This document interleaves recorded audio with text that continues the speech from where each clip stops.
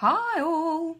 It's 4 o'clock on Wednesday afternoon and I'm looking gorgeous because after I saw lovely Carly and lovely Natalie this morning for our lovely coffee and our kind of power take over the flipping world and bring good birth to everyone chat this morning, I came home and I went for a bloody run. So impressed with myself. 4.5 kilometres. Nearly fucking died, but 4.5 kilometres, pretty good stuff. But I was reflecting this afternoon on a conversation that Carly and Natty and I had about the masculine and feminine. In fact, it wasn't just me and Carly and Natalie. I had it with a lovely lady called Denise in Pettswood yesterday, who's a pregnancy yoga teacher. And really interesting. I'm going to introduce you to her later because she's lovely. So we were talking about the masculine and the feminine and about how I'm going to slightly start banging on about the patriarchy. Sorry. We live in a male model. We live in a society and a culture that is kind of structured around masculine attributes. So those tend to be fairly linear, fairly goal-focused, fairly direct, often quite financial and commercial, and with a focus on kind of getting things right, being right, doing the right thing. And actually, women's life experiences and their bodies tend to be more fluid, and they ebb and they flow and they wax and they wane, and sometimes it's this and sometimes it's that, and we have these phases in our life that are just not replicated in men's lives generally, and that's one of the things that's kind of happened to birth.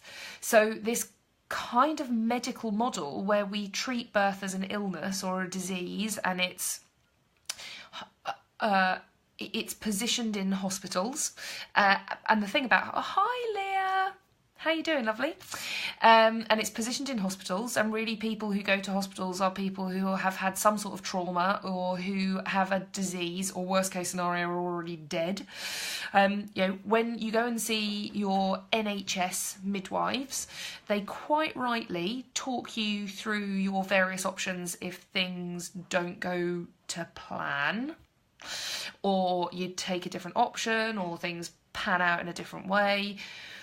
And that's really important. That stuff is really important. It's good. It's really important to have. It's really good to know. You've got to have that information to hand. You've got to know about it. And I don't say any of this to set myself up in kind of what's the word I'm looking for? To sort of challenge the hospitals or medicine or doctors or anything like that, because they're important guys. We're lucky to have them, but that's only one part of the story. We don't do the balance thing. We don't have that conversation about, but what can go right, and how powerful your body is, and how women have been doing this for hundreds of thousands of years, and how every single human being walking the planet today has the shared experience of having spent 9 months in the body of a woman and then exiting that woman by hook or by crook or by some process, whatever.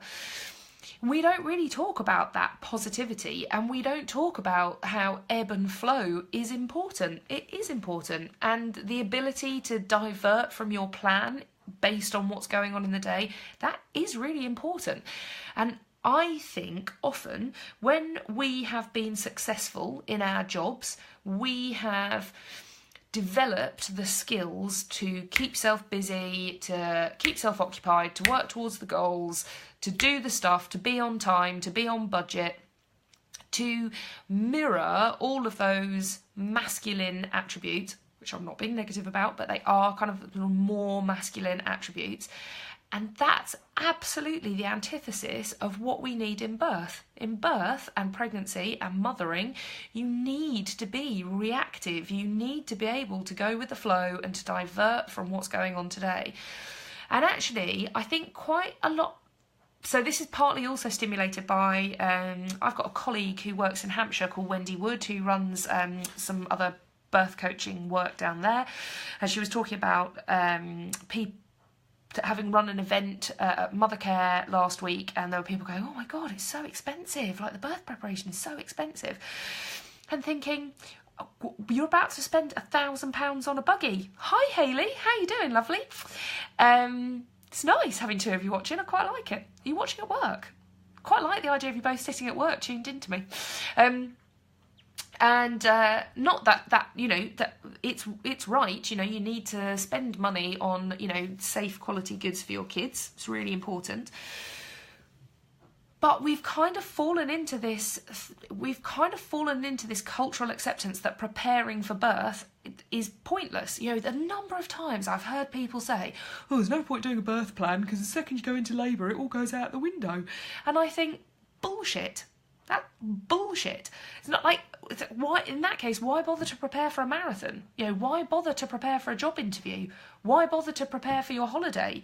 You know, watching Moana. We haven't watched Moana yet, but we've got to, because somebody says that my daughter looks like Moana. So I need to get it so that I can see her, so that she can start singing the songs that they're singing to her.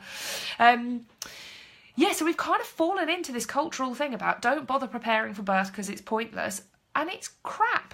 You know, no one can tell you the course that your birth is going to take. Like, no one can tell you that. I can't tell you that. Yoga teachers can't tell you that. Midwives can't tell you that. Obstetricians can't tell you that. Anesthesiologists can't tell you that, right? That what happens on the day happens on the day. But you can be your best self when you get there. Like, you can understand how your body works. You can understand how to augment the oxytocin production. You can understand what's important to you on the day, and you can build an environment that makes you feel comfortable.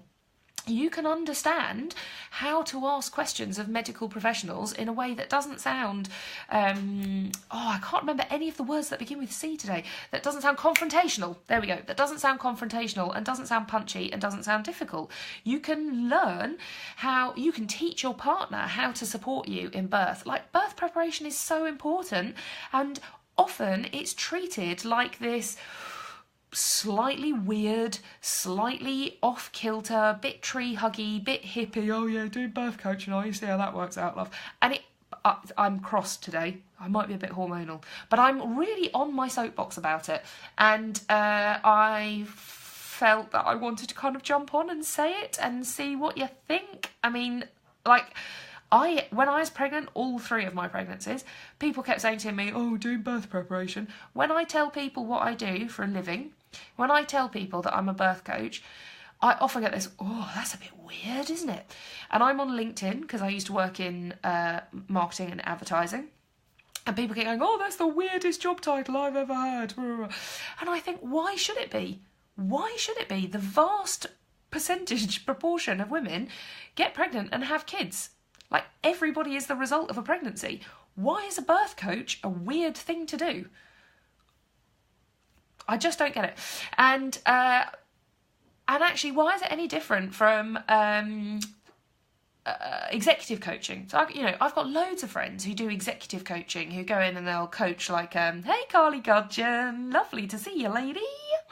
I've got loads of friends who do that executive coaching stuff, like they go in and they'll speak to CFOs and CMOs and CEOs, like all these big bollocks, who are wanting to move forward in their jobs, and, they're all in the nice suit and the nice office with the glass what's-its and the tables and all that kind of stuff. And, I think good for them. We all need that. They are economically functional and viable members of society, and as a result of that, they provide us with all sorts of benefits in our lives. So I am all up for that.